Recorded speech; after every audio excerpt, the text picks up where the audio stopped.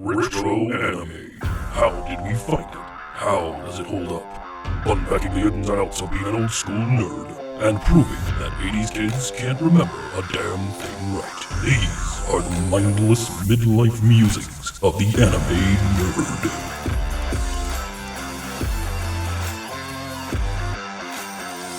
Welcome to Mindless Midlife Musings of the Anime Nerd. I'm Rick, and with me as always are Vic and Brian. And also our special guests this episode are Andrea and Lynette. Ladies, thank you for joining us. Thank you for having us. Hello. Hello, and today is all about anime music. Anime music has had an indelible effect on Western culture, but it wasn't always this way. How has anime evolved over the years? We're going to fake our way through it and pretend we know what we're talking about.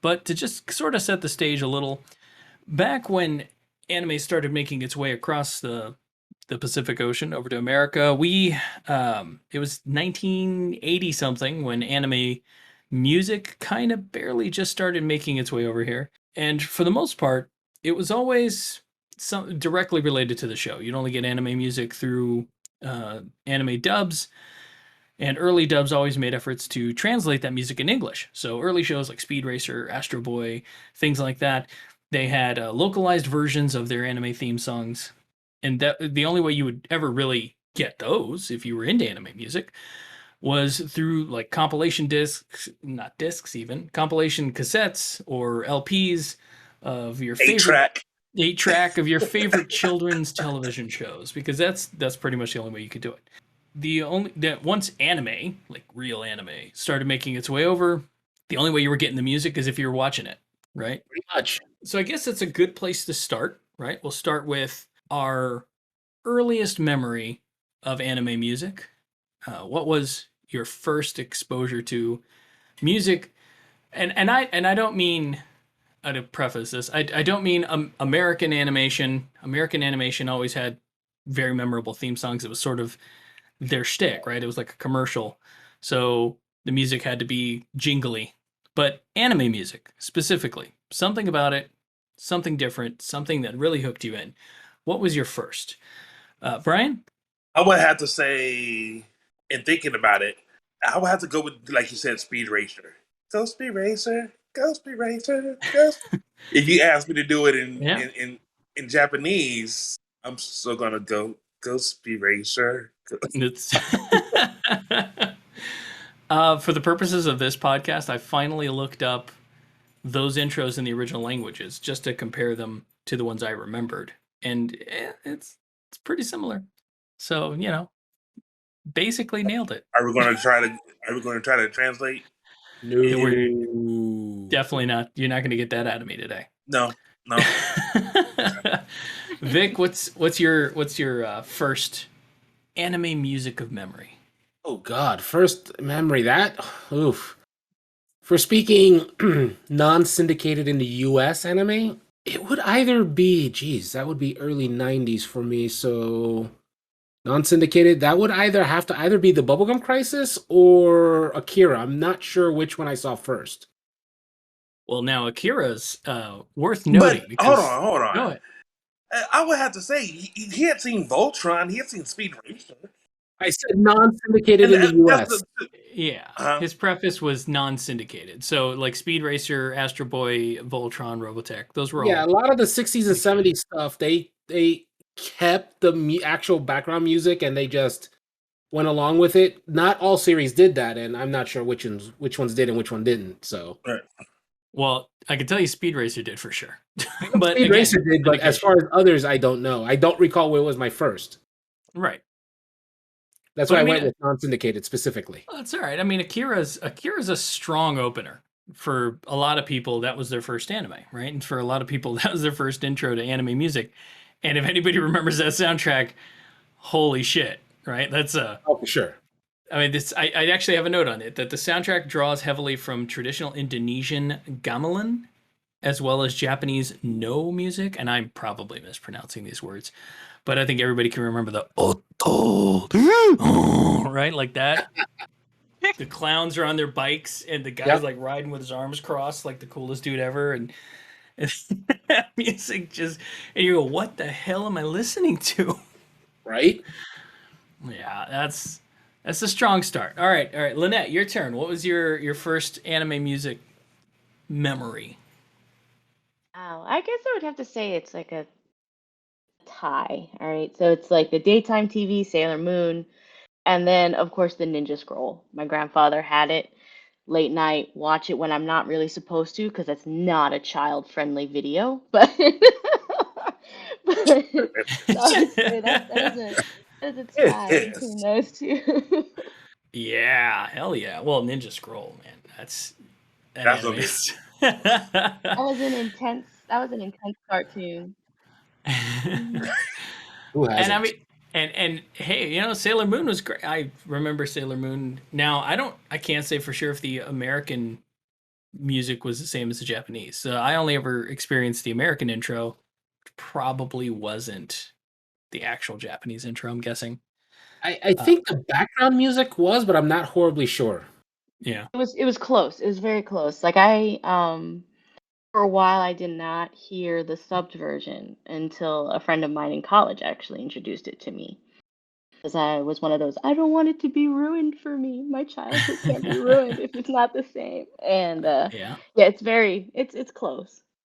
Okay. Well, that's good. I mean, because not a lot of if it made it to syndication, most of the time it didn't get the original intro. A lot of it was that weird sort of flux, right? There was anime in the 70s and the early 80s, which tried its best to sort of preserve the experience. Things again, Speed Racer and whatnot. And then there were those anime that came over and were repurposed into American syndication, and so their soundtracks got changed. I think I just always assumed Sailor Moon was one of them, but okay, good on them. All right, Andrea, your first memorable anime music. Well, for music, I mean, I grew up watching, Princess Mononoke, My Neighbor Totoro, and all that stuff. However, my first Japanese anime that I remember being like, dang, I need to go look up what this song is, was Cowboy Bebop, the intro. Tank. Tank. Yes, that is the one that I remember on my own just being like, I need to go find this song because this song is awesome. The infamous Yoko Ono, right? So it is. Somebody will correct me. Pretty sure. I'm So talking about the Beatles, Yoko Ono, are we? is that Yoko? No, it's Yoko Kano. Yoko Kano, Yoko Kano, I right? think is correct. There you go. Okay. It's I was Yoko. like, It's I'm Yoko, like not the Devil Hunter they allowed variety, the her musician to Yoko. another beloved pastime. Yes, Yoko Kano. Just look it up for sure. Thank you, Performed by the Vic. Synchro. Yoko Kano. We don't even need to issue correction. We got it real time. Yoko Kano was a composer. Infamous anime music composer now in this day and age. So back early days, you could only really watch it through your intros. Maybe you recorded it off your VHS like me. But then, right around the early 90s, CDs started dropping, and anime imports kind of started trickling in a little. I think that's about the time anime import shops, well, not anime import shops specifically, but just import Like, shops in general, yeah. just kind of Import started. shops, comic book shops, and some movie places like Suncoast Video. Sure. And they would start carrying some of that import music, just a light spattering of the stuff. And it was all great because at the time, right, we only had MTV, VH1, and the Jukebox network down in South Florida. So if it wasn't playing on that, it was obscure because that was basically how it went. So if you're like, oh well, I'm really enjoying Konya wa Hurricane from Bubblegum Crisis, and people are like, and that was on what VH1, and you're yeah, no, sorry, no, it didn't happen. I could have sworn that I remember seeing because so we're talking about MTV. I Yeah, could have sworn that so Beavis and Butthead, sure. right? They would have the cartoon, and then after that there would be a portion of the episode where they were reviewing music. Yeah, they would MST3K the hell out of some music. Right. And I could Yeah. have sworn that's another time was exposed to it because he showed the anime. It was funny by having cartoons talking about So, cartoons. so I think I know what you're talking about, and I think what it is, and this was it was Matthew Sweet and he had the song Girlfriend in the early 90s, and the whole thing was set to the anime space adventure Cobra, I think it was. Mm-hmm. And that was the whole music video was set to the animation from that film or series. And if it was on Beavis and Butthead, I would not have been surprised, because that was their jam. So yeah, after he started getting anime music CDs, we were able to start importing stuff. And around that time, anime started trying, I would like to say, is the way I would like to describe it, is they started trying. They started trying localizing the actual music rather than rewriting for syndication. Because again, late 70s, early 80s, they had anime intros, they tried to localize them, and then right around the 80s when everybody was shooting for syndication, Robotech, Go Lion, all those anime series they were getting their own American versions of a song. And not for nothing, the Voltron intro, the Voltron intro was great. Lupio Minucci's Robotech soundtrack was excellent for what it was. But then again, around the early 90s, anime was trying to get a foothold in, and studios like Pioneer and Animego and whoever it was that was doing dubs, they were trying to localize things. So Pioneer had basically their entire portfolio translated into English. So you got like Tenchi Muyo's theme music was translated into English, and that had a pretty good run. They even released a bunch of that stuff on CD. It was like Best of Anime or something like that. I had a copy of it. But then I don't remember what year it was, and somebody can tell me. But Napster hit. Right. That was late 90s. So late 90s. The internet 98, 99. The internet opened up, and Napster happened. And then, in my opinion, correct me if you disagree, that's when the anime music floodgates opened. When everybody could download an MP3. Yep, June 1st, 1999. Really? God, man. So it took our entire childhood to get anime stream and beyond, working class citizens, before anime music was easily downloadable. Yeah, I mean, we were allowed to drink then. And that actually tracks with, that actually tracks with my memory I have about when I realized that maybe I wasn't built for this whole anime life. I had a friend not a friend, an acquaintance, a coworker. So embarrassing that he's no longer a friend; he's just an acquaintance. No, he was a coworker. Went down the social structure in the course of one podcast. And we were working at Domino's together. And one day he was making pizza. And he got control of over the music. And this was right when you had your MP3 players that you could have. And he hooked his up, and he was listening to not Super Dimensional Fortress Macross, but Mustietta. And he was singing the theme song in Japanese. That's good. That's so bold. This is the best word I can come up with. And he was going ham. He was going in the Allow old me. school. Oh, now you fool. Like that's because the whole thing's this like jazzy. Because that's the whole Must Be the bit. Is every episode, everything about it was jazz. So it was like this jazzy rock kind of thing that they were trying for, and he was going all in on that. It was like a Chinese Tom Jones. I mean, Japanese Tom Jones. And it was just going off. And I was like, man. Damn. You know what? Oh, man. So I know that we've talked about it amongst ourselves before, but there's anime nerds, and then there's always an anime nerd who's nerdier than you and makes you question your own fandom. I feel like that's probably that point where you're thinking to yourself, do I even like this shit anymore? I don't know. Like I thought I would. It's like another example is this. I love Lord of the Rings, but would I go on Stephen Colbert's show and talk about Lord of the Rings? Hell no. No, you know better. Know Well, your place. growing up, you were ostracized for that kind of stuff. It's like, oh, you publicly like this and you're over the age of 6? How dare you? Oh man, how dare you Yeah, listen to cartoon music? What's wrong with you? man. I can tell you, like every time I see my kids and they're listening to anime and so they're telling me about new anime that came out. I just want to like look at you're standing on my shoulders. you you don't know what it's like, man. And it's that. You don't know what we've been through just so you can enjoy that. Do you know how many wedgies I got because of this shit? How Now, dare you try to school me on it? Mospita is one of those anime that was part of a big trend in anime at the time, right? So there's a TV show called How I Met Your Mother. If you've ever seen it, there's a running joke in there where Robin is from Canada and how the 80s landed in Canada in the 90s. So they were always kind of like a decade behind. And anime, kind of, to me, it felt a lot like that. Like the music was just at least a couple years behind Right. American trends, American mainstream media.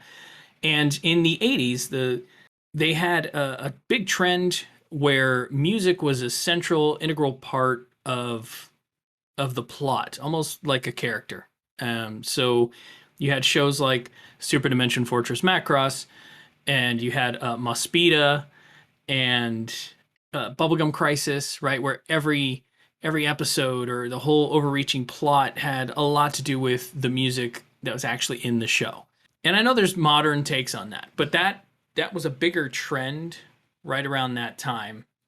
I remember. Now we got things like AKB 0048 or some, and I'm sure somebody else has another example or two. But yeah, it was good. I think that's a very important thing, especially with the rise of the cyberpunk genre. Sure. They had to have somebody who embodied that to bring that whole punk into the cyber and say, you know what, we're just gonna make a violent gym in the holograms. And I think anime music was also unique in another sense, which is something that I guess maybe in our youth we didn't really know, which is that anime series were known for hiring very popular talent at the time, people who were famous in their own right already, to come in and write music or perform music written for a particular show. This was the case with Bubblegum Crisis. This was the case with Genesis Climber Mospitas. And some shows made talent. Macross was a talent maker. They took Mari Ijima and they're like, "We're going to make you a star," and they did it. But that trend never died. In fact, I would argue that it's gotten exponentially larger. Now anime series are hiring talent all the time to sing, to sing their intros. It would be like the equivalent of Linkin Park recording music for Absolutely. a That's show. a perfect example. Yeah. And that's where a lot of my favorite people have come to, and this is the point where what would be the first when was the first time you realized I need to go start looking for this person? We know Andreas is Cowboy Bebop, Right. but when was the first one when you're like, I need to go find this person? Yeah, definitely. Lynette, you have a story about this, right? Your first, you started hunting down the musician because of the anime, right? Yeah, I have two. It's Orange Range, and then Naruto was the Orange Range. They did it with Asterisk. And then, of course, there is, I have to pull up her name or else I'm going to destroy it and then people will hate me forever. Um, yeah, No marriage is that one. yeah. Anan Wakashima, she did Still Doll for Vampire Night.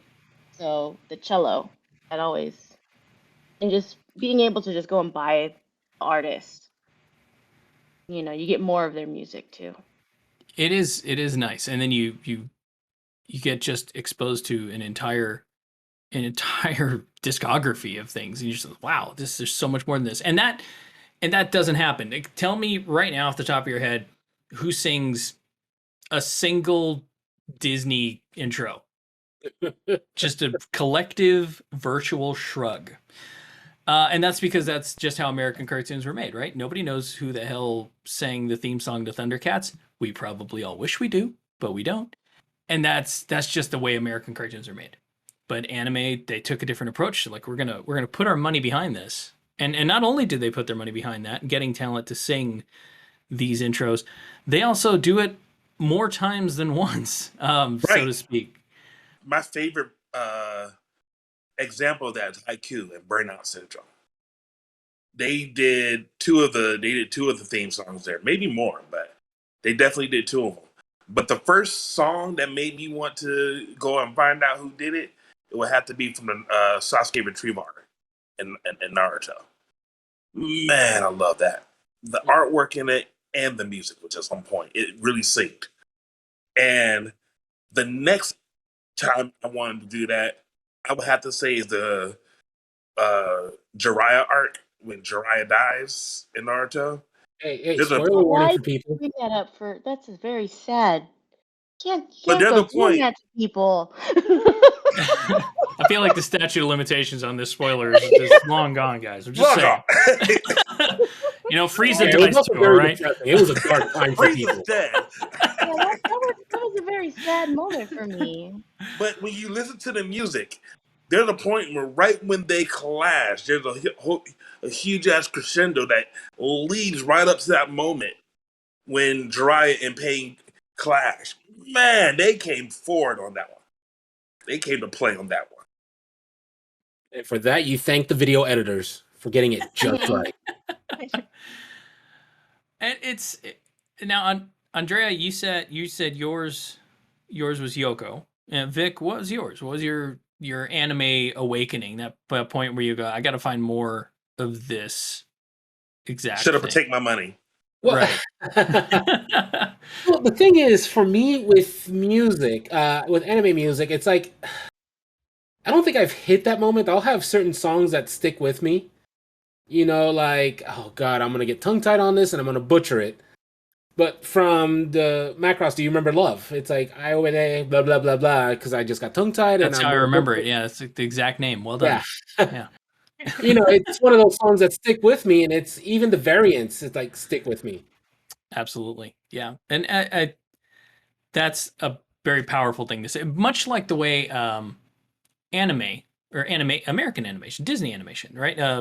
Their music sits with you because not only is it good music, but it's good music that's creating an emotional connection to a moment. That damn key change, right? Right, and it hooks you in that emotional moment, and then every time you listen to that music, you, at least again for me, you feel that moment every time, and me back. That's it. Yeah, it's man, yeah. You know, it's never driven me to the point that I'm gonna have to find more music from this person because you have that moment, right? I get it, but I'm broken that way, so that's me.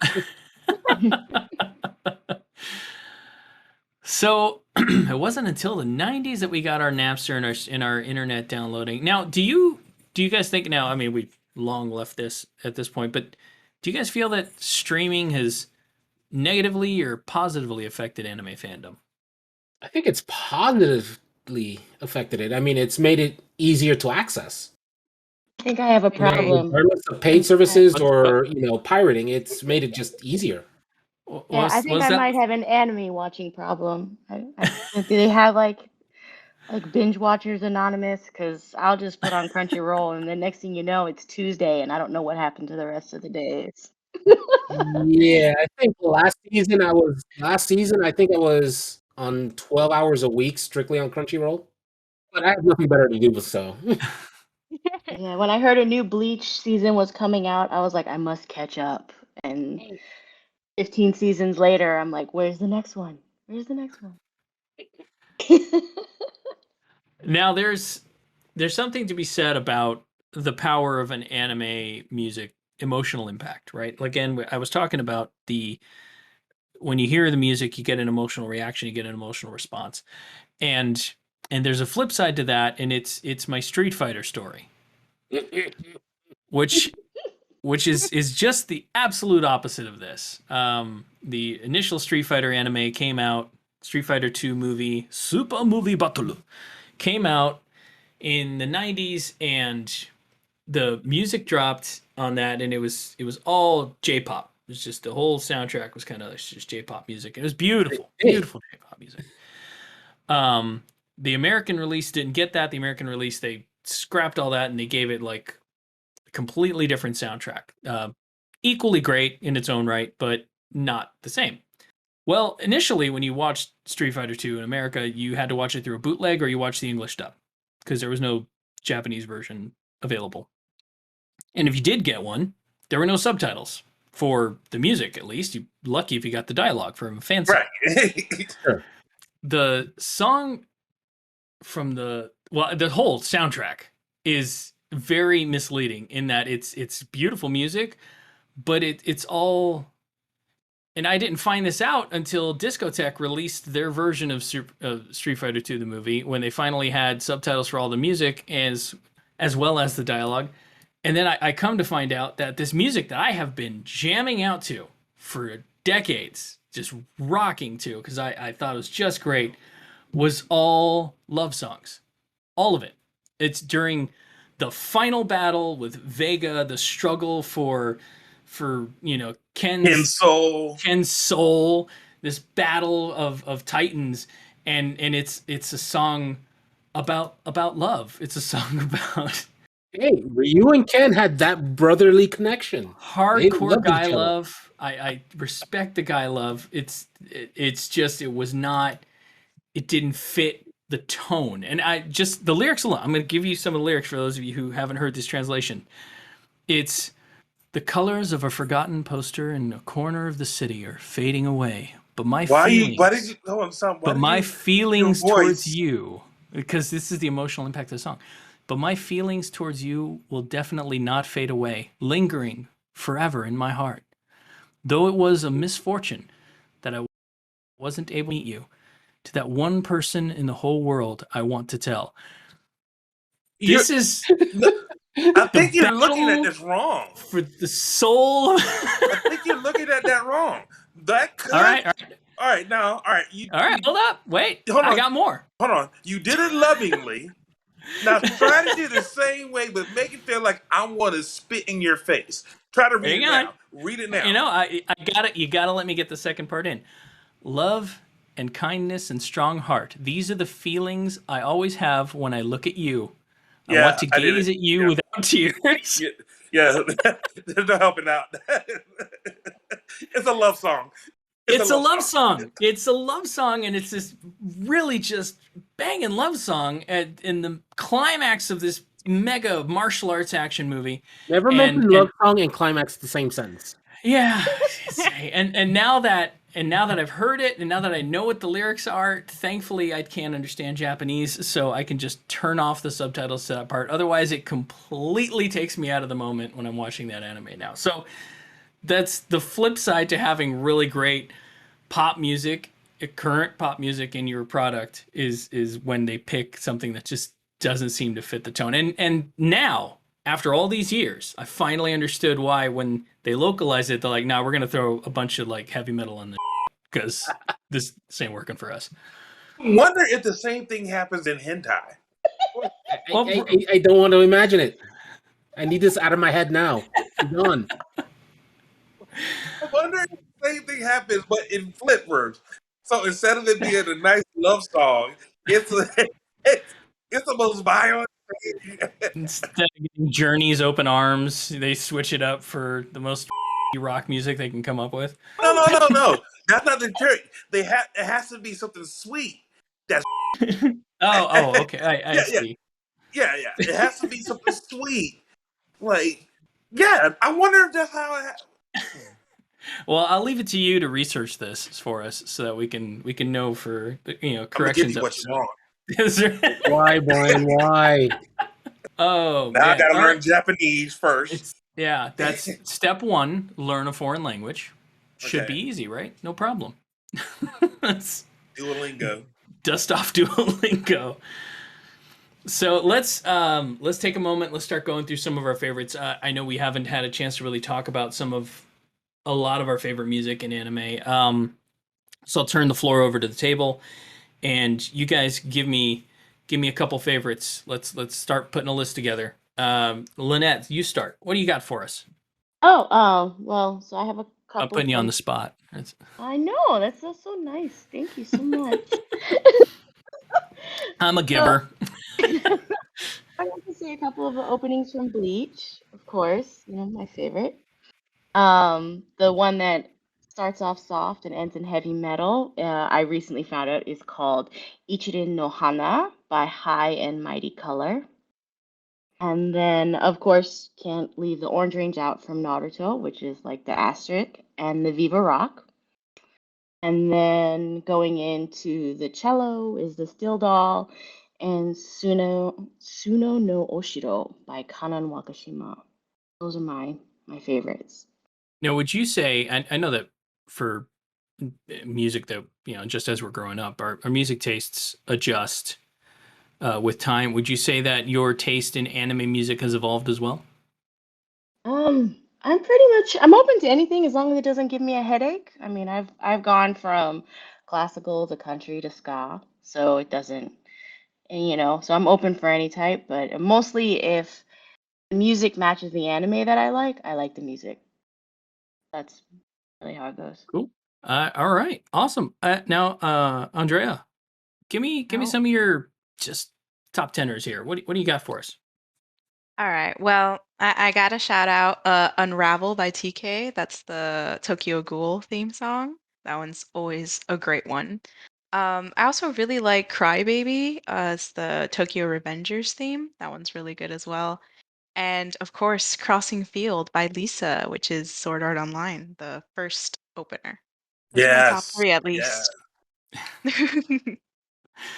All right, Vic, you're up, man. Give us some anime choice titles here. Well, it's weird because like in regular music, my choices are normally industrial, rock, metal, that kind of stuff. My anime likes are all over the place. I mean, feeding off what Andrea just said, right back to Lisa for the first season of Demon Slayer. Again, a lot of the older Macross stuff. Huge fan of. The opening to the Record of Lotus War OAV, not the TV series, but the OAV. That's always stuck with me. We've got, of course, Hank, Cowboy Bebop. It's a great classic. Love the intro for Trigun. I would hand out names and whatnot, but I don't know because I've never researched it. It's one of these one-offs that I just enjoy. And even a lot of the more recent ones, like which doesn't fit what I listen to normally at all, but like the introduction for D4DJ was just fun. I remember Vic was saying that he loved the intro. Do you remember Love from Akira? He loved that one too. Brian's just mashing it up now. Start by that, Brian. Your turn now. Now it's your turn. You got to represent Brian. What? Give us a couple faves. Fly High from Burnout Syndrome probably has to be one of my favorite songs. Hurricane, Bubblegum Crisis. That's another one that you brought back into my life. I thank you so much for that. You're very welcome. But I mentioned it before, the Sasuke retrieval arc from Naruto. I'm saying it like that because I'm not going to even try to say the name. And also the train arc from Food Wars is also a pretty good one too. Yeah. I agree. Awesome. And Rick. Mm-hmm. Yeah, I mean, it's my tastes run old, like me. So for me, most of it Midlife. is For me, most of it is older stuff. I listen to a lot of the Bubblegum Crisis soundtracks. Konniwa Hurricane by Kinuko Omori. A Sweet Touchdown is probably one of my favorites from episode 3. I listened to everything Macross, Super Dimension Fortress Macross, all of it, start to finish. See 1980s all the way to now. Actually, I'll comment on that. One of the interesting things about that series is it's kind of like, I don't know, who's an artist that constantly reinvents themselves. Cher or Madonna or somebody, right? They've been doing music since then, but they're always like their music evolves with the times to remain relevant in a lot of ways. That's Macross. All right, Macross starts in the 80s. It's J-pop music. It gets into the 90s. It's this techno, synth, acid trip, crazy shit from Macross Plus. And then it's J-rock with Macross 7. And then it's like all the most current version is like idol groups, which are all in vogue right now. Everybody's listening to idol groups from all over. And their most current was a group of 5 singers. So the franchise itself stays relevant because the music itself stays relevant, to its era. So I respect the hell out of that. But a lot of just other stuff. Sky Hurricane, Super Dimension Century Orgus. Fantastic song, Casey Rankin. Everything ever written by Joe Hisaishi of Studio Ghibli fame. I have one more. He makes good stuff. The end battle in Gunbuster. Oh, yeah. Oh, that is a good one. Cannot tell you the name of that song, but God help me, I'm going to try and find it. It's that's one that needs to be added to the. Add that to the show notes. Fun fact is that Vic and I have been feverishly trying to find an LP of that to no avail because it exists, but it is rarer than it is holy effing super grail. rare, and it is highly expensive because of it. Yeah, but it is. We are on the What's hunt. your definition of highly expensive? 500 plus. That's definitely my definition for a single disc LP. Holy. That's nothing, guys. That's nothing. Anime music is stupid expensive, right? Streaming has made it easy for all of us. We can all just pop onto Spotify or Amazon Music or whatever the hell and listen to a lot of stuff. But if you like the music from the 80s, good luck. Or even the 90s on physical media, the rare stuff is getting expensive.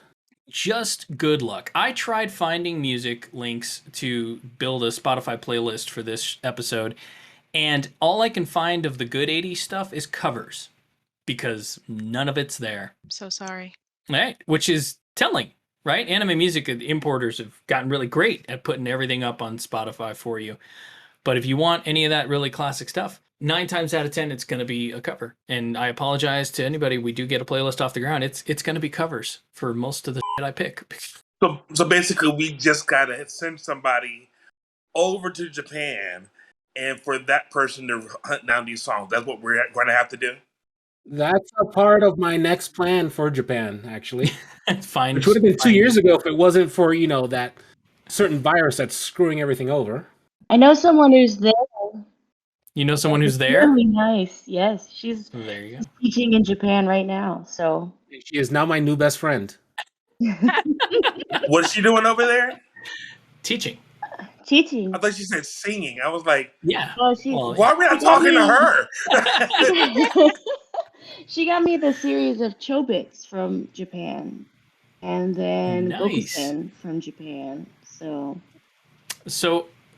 just before we delve off into finding our friends abroad, this brings up the question, which is, do you own any physical media of anime music? Brian, do you own any actual physical anime music? No, but it's all right here, and that's... Well, and now I understand that as streamers, this day and age, everybody streams.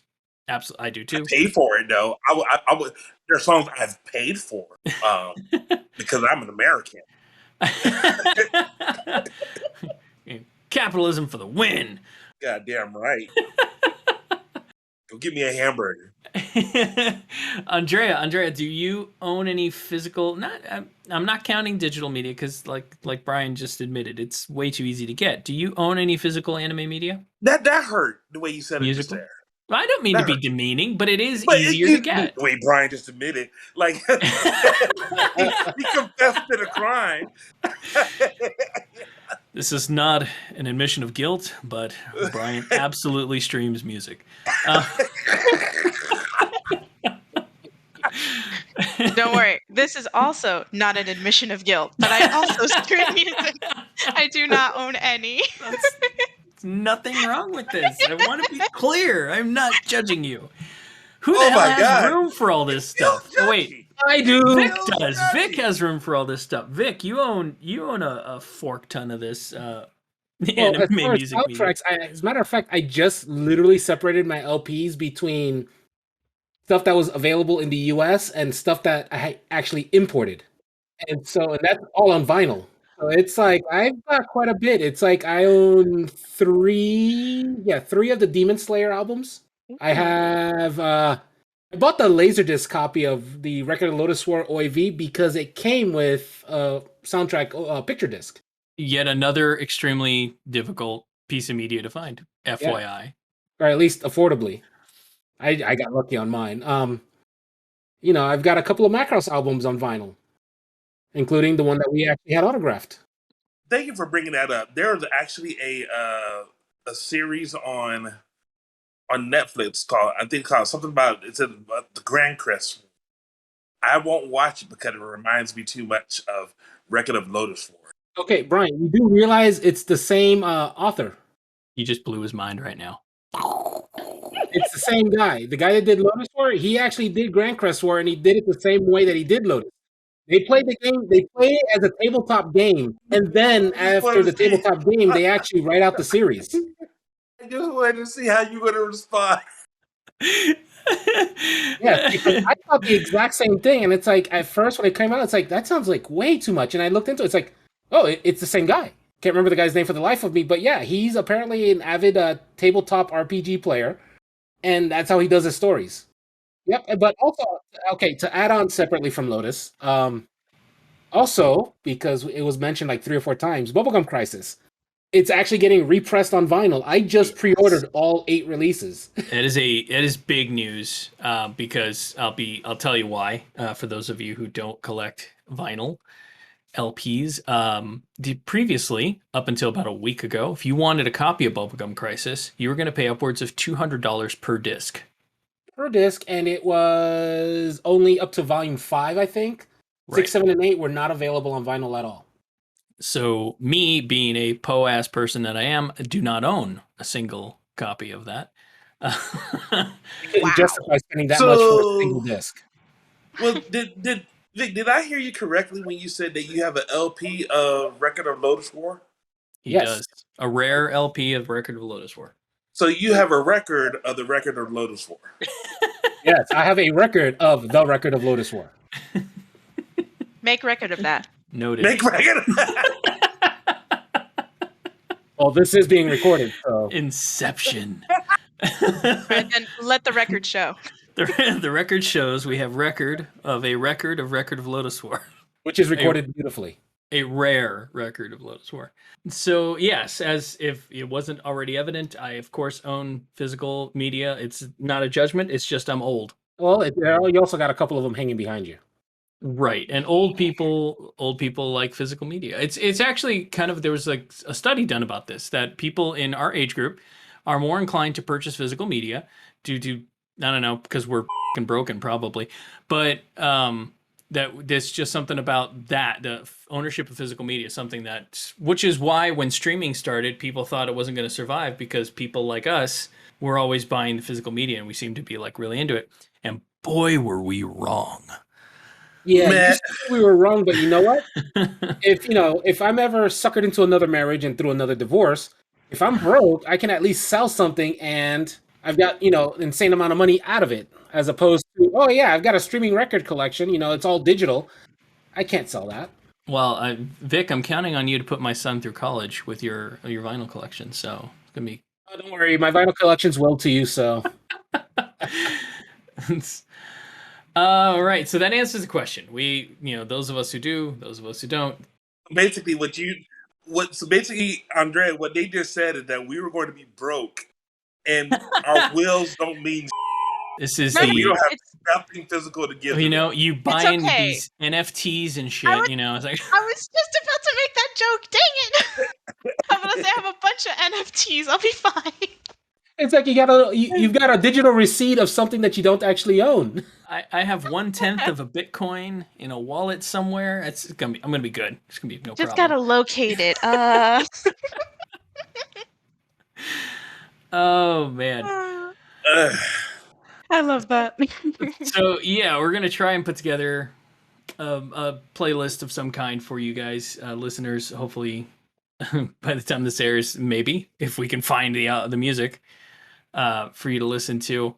Anime music for me, right? It started out as show tunes because that's all it really was essentially, and then for me, it evolved into something more, right? Fandom. It tied into my fandom with anime in and of itself. But even then, as my taste in music changed, and it did, so too did my taste in anime, and the music also followed suit. So there are times where I was listening to MCAT's Bomb Ahead from the Tenho Tenge soundtrack, and I would rock out to that. Now I listen to it, I'm kind of like, that's not really my thing anymore. But boy, I would put that on repeat, no problem. There's an era where the High School of the Dead, I actually still really love that theme song, so it doesn't matter. I'm gonna shut up about that one.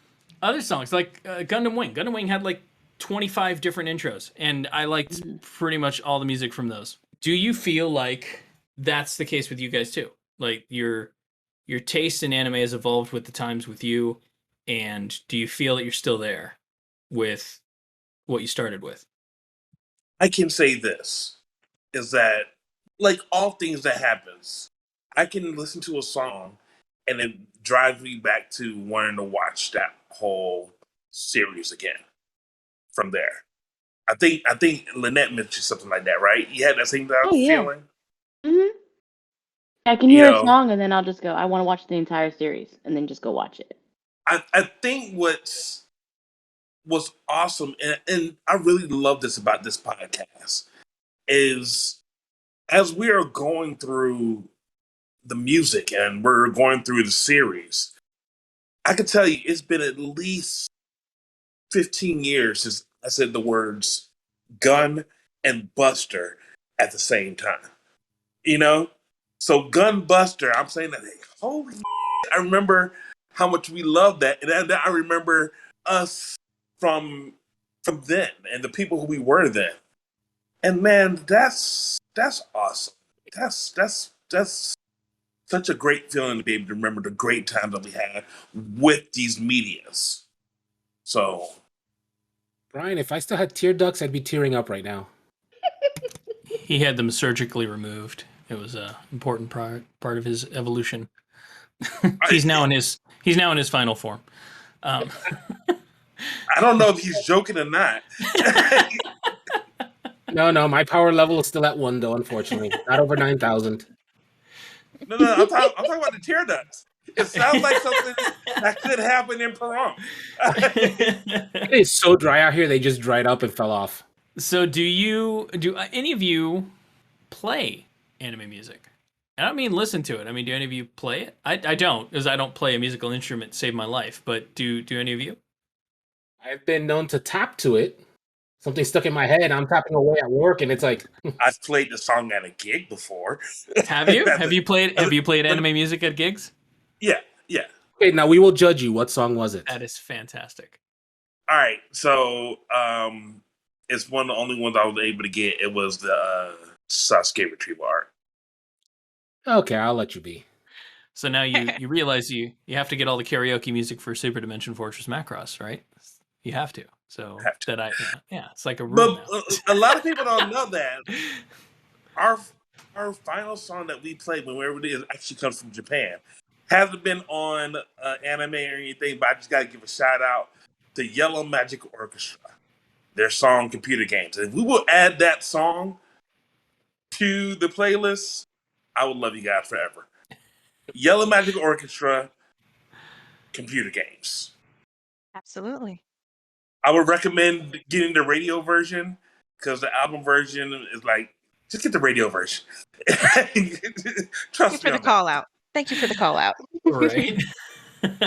I've plucked at a guitar, but I've never successfully done anything that I would consider music with it. But I have tried my hand at a couple, and then I go on YouTube and I'm like, oh, I'm never gonna touch this thing again. Jesus Christ! So put me in my place fast. right? I did the ending music to Akira on Musical Triangle. Well, and it was a big hit. I remember it was in the middle. It was in the middle of our Christmas party, and we just thought, Brian's gonna cut loose on this, and we're gonna see how it goes. And damned it all if Abuela didn't stand up and applaud at the end. Just bravo. Who threw their bra at me though? Who Had to did be, that? had to be a cousin. Had to. God bless him. Way to co-sign. That's my wingman right there. All right, so we're gonna start winding down, I think, guys. There's so many more things we can talk about with anime, but what I really want to do is I really want to get your top pick. I want your top two. Your top two.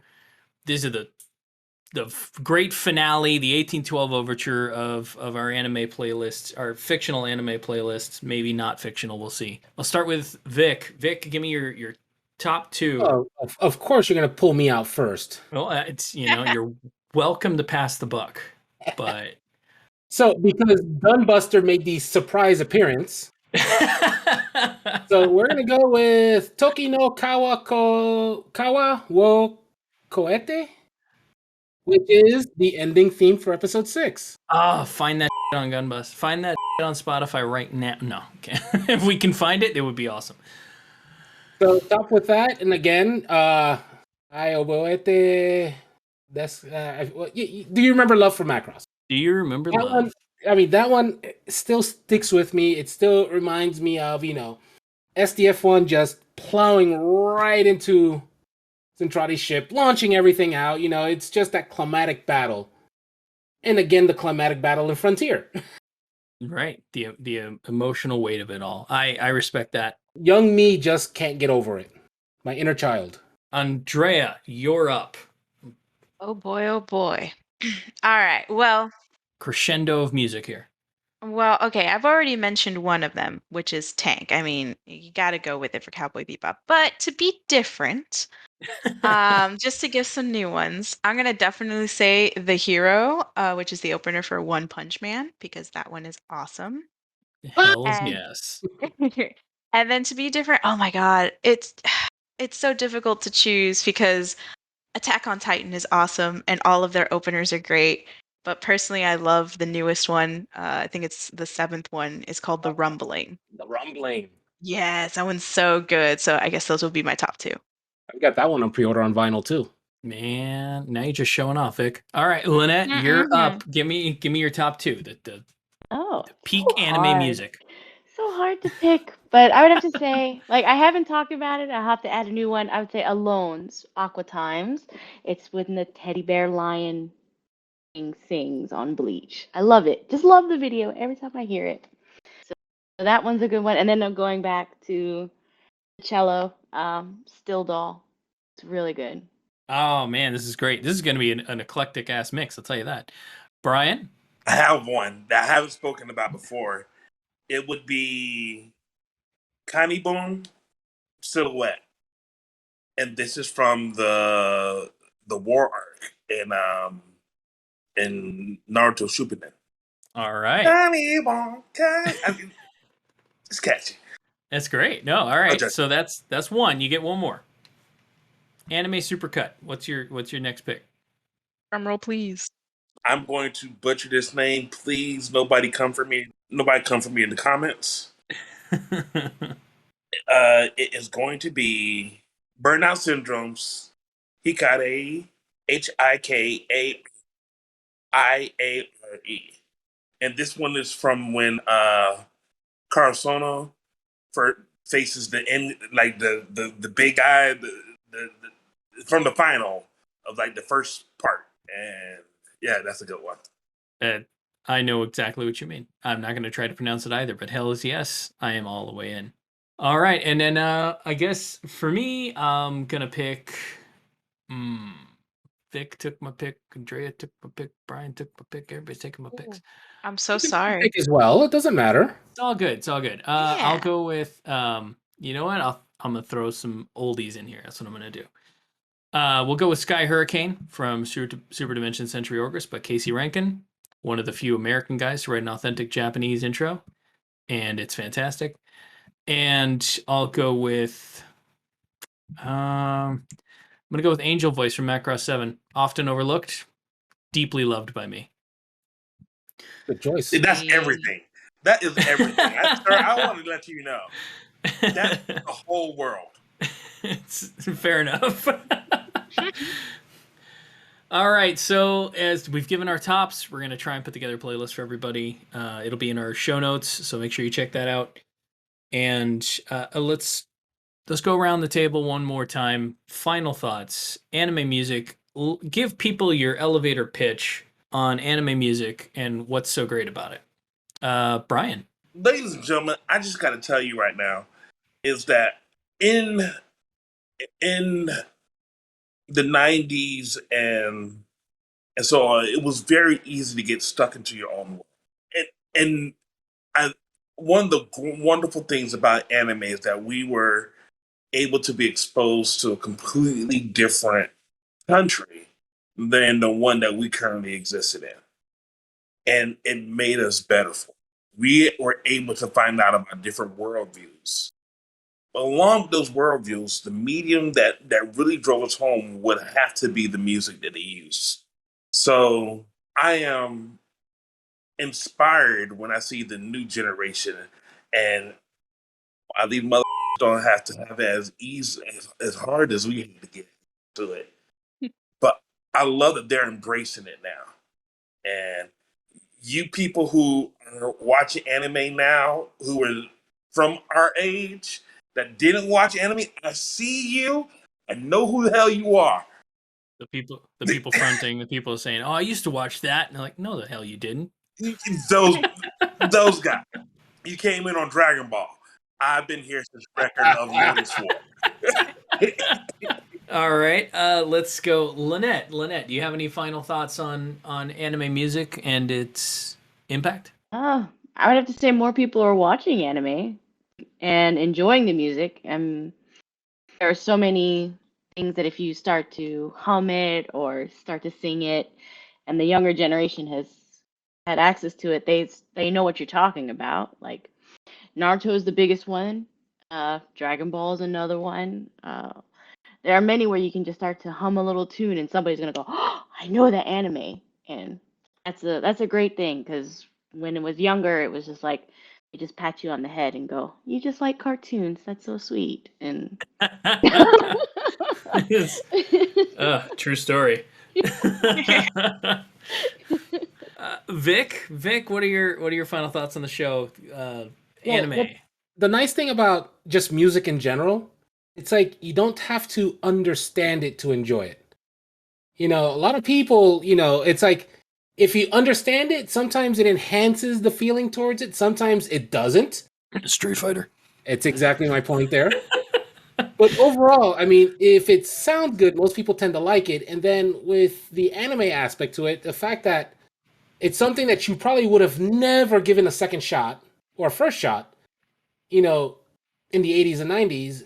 Now that you have a visual attached to it, it's like it becomes that much more to you. And it's just gotten better and better throughout the years. And it's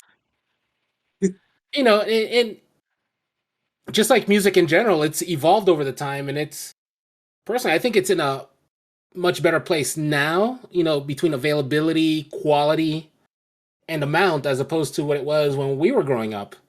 I mean, sure, we have some of the classics which were just phenomenal, but now it's, there's just so much more of it, and it's easily available. You don't have to bend over backwards to get it, and it can only get better from here.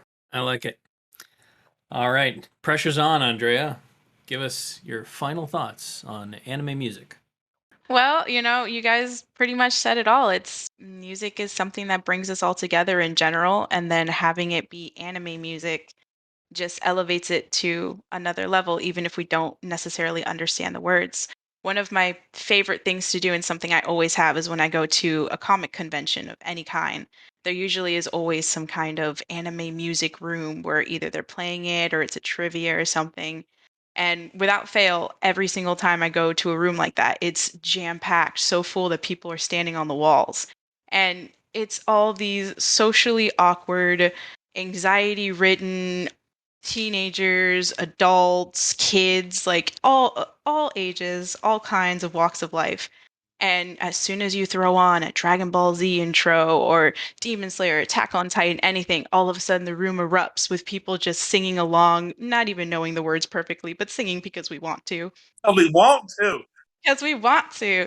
And hands go up because everyone's trying to guess the song or everyone's just jamming to the person next to them. And it's beautiful to see something that you guys mentioned where it was so, negative with you guys growing up that now for the next generation and stuff, it's something that actually bonds people more and more, even if you're socially awkward or very extroverted. Everyone can agree that these songs, these animes are amazing. And the songs just help to bring us together a lot quicker. I love that. I love that message of unification. I feel like that wasn't very present for us in our youth. We were lucky to find friends who had similar interests when it came to this particular type of media. But when you did, you had lasting friendships. Vic and Brian and I have been friends for ever now. I think it was like 8 or 9 thousand years, roughly. And 14. Give or is take. that what it? Yeah. So it's great when you can find that, and I love that now that's an option for people, especially in the connected age. People who would be deemed socially awkward in their own right, finding peers to collectively get together and enjoy Timeless something. peers. Yeah. Oh yeah. Because I agree. they're not just connecting with their generation; they're connecting with other generations as well, and that's awesome. I agree, and I think one of the great things about anime is that, and it's often overlooked, is that it is just a format, right? And anime is not a genre; it's treated like one. There's an anime section at your local stores, but it's so much more than that. Anime is a format, just like any other format, and within that format are individual genres. There's horror and adventure and action and romance and romantic comedies and all of these things that fall under this umbrella, and we generalize it. But I think what it really shows is that we are so much more than the sum of our parts as a people. And music, all these different genres of music being folded in to these different genres of film, really creates a I want to say melting pot, but I feel like it's such an overused term, but a melting pot of cultural relevance and exposure that I think is just it's really heartening. It makes me so happy to see it take off in such a way. So yeah, those are my thoughts on it. I guess we'll wrap it up. That's our show for today. Vic, where can people send you their pics? Again, I don't want those. Well, I'm not going to stop sending them. So well, you know what? It's fine. Find me on Twitter. Fine. It's at That's what Kay Kaiju said. underscore Geek Grotto. That's Kaiju underscore GeekGrtto. And while you're at it, Brian, where can they find you so they can constantly nag you about Akira and not watching it all? Oh, you thought we were going to forget? We did not forget Akira. Brian hasn't finished Akira still as of this recording. It's a rolling. We got a ticker on the website. It's a rolling ticker just to see how long it's How going many to weeks? take. I'm not the only one. I stand by that. I'm not the only one. This Some is people Rick you love Vale with the teddy bears. reporting from Brian's house. We're on week 85. He still hasn't finished Akira. They can say you can find me on Twitter at skits backwards. That's the way you pronounce it, but the way you spell it is SKITZZTIKS.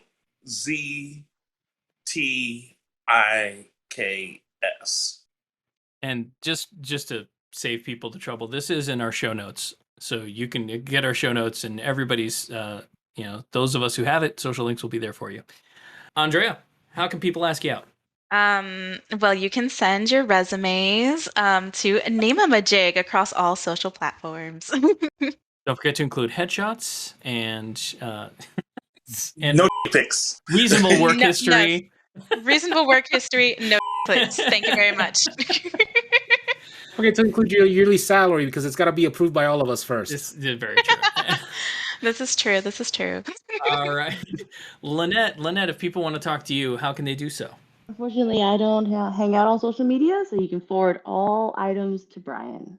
Excellent. Excellent. Let's send everything. You've heard it here. You're listening to the show. Everybody just, you know what? I'm not even going to share mine. Let's just all send everything to Brian. You know, Brian can handle it still hurts. It still hurts. Hey, Brian, you just got a message on Twitter asking if you finished watching Akira yet.